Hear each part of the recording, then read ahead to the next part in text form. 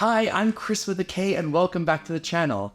This week in queer history, we're looking back at the groundbreaking documentary, The Celluloid Closet, which premiered on September 13, 1995 at the Toronto International Film Festival.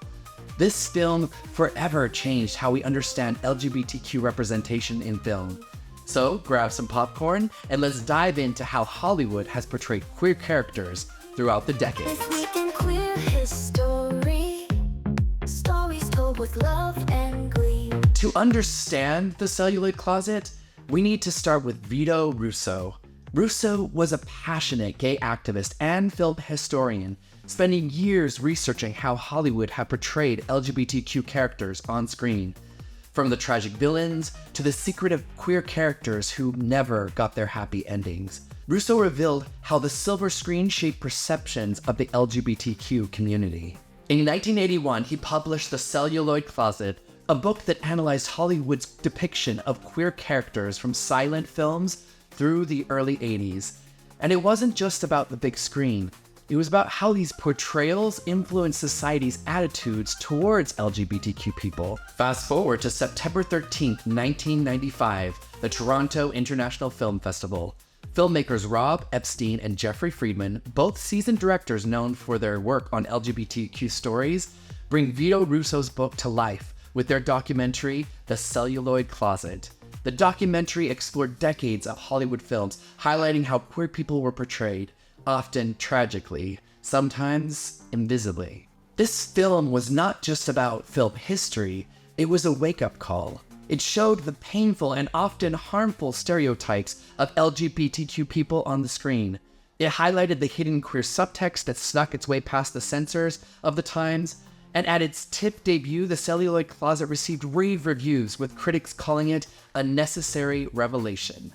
And while its world premiere was at TIFF, it later had a limited release in the US, including a screening in the iconic Castro Theater in San Francisco, where it continued to receive overwhelming support from the LGBTQ community. Heyo! If The Celluloid Closet is inspiring you as much as it inspires me, please be sure to hit the thumbs up button and the subscribe, and if you wouldn't mind sharing it with a friend, so that we can keep sharing the love and knowledge of our incredible queer history. Now, let's dive back into the film's impact. The Celluloid Closet was more than just a documentary. It was a cultural milestone. By showcasing the coded representations of queer characters like the foppish sidekick or the tortured villain, it opened our eyes to how deeply Hollywood had influenced society's views on LGBTQ people. From the Hays Code that limited what could be shown on the screen, to the brave filmmakers and actors who fought against these restrictions, this film gave us a detailed look into Hollywood's closet.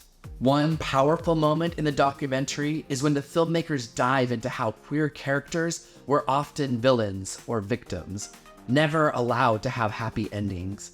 As Vito Russo famously said, we were always given the same message: you can be gay, but you'll never be happy. The film exposed these harmful tropes and ignited discussions about how representation matters. The impact of The Celluloid Closet is still felt today. It paved the way for more honest and diverse portrayals of LGBTQ people on screen. The film reminded us that while we've come a long way, we still have work to do to ensure LGBTQ characters are represented fully and authentically in media. Oh, and a quick shout out. This video is sponsored, not sponsored, by the amazing movie Priscilla, Queen of the Desert. Without you, I wouldn't have had as fabulous of a coming out as I did. You changed hearts and minds as well as popped my ping pong cherry. Oh my. Okay, let's get back to the incredible impact of The Celluloid Closet. So how did I discover The Celluloid Closet? It wasn't until my second year at Southern Utah University that I found this documentary. Growing up in small-town Mormon Utah, it was hard to even imagine what it meant to be out and proud. After joining Pride, our gay student group, we had a movie night where we watched The Celluloid Closet. It was the first time I had seen so many depictions of queer people in film, and it was like the world opened up for me. Queer people had been a part of our stories for decades. I realized that the struggle for visibility and equality had always been there, cycling between freedom and oppression. And after watching that film, I felt more empowered and engaged, and I wanted to belong. I belonged. Today, the Celluloid Closet is still essential viewing for anyone interested in understanding LGBTQ history in film. The documentary gave us the tools to analyze the media we consume critically and showed us why representation matters. And let's be real, there's still plenty of work to do. But thanks to pioneers like Vito Russo and films like the Celluloid Closet, we've come a long way. As we look back, we can celebrate how far we've come in queer representation on screen, but also acknowledge that the fight for authentic, meaningful representation continues. The stories we tell matter for both those telling and those watching. Thanks for joining me as we look back at the Celluloid Closet, a film that you cannot miss.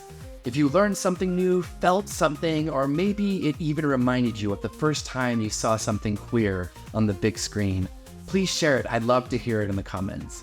Until next time, stay strong, stay bold, and keep making history.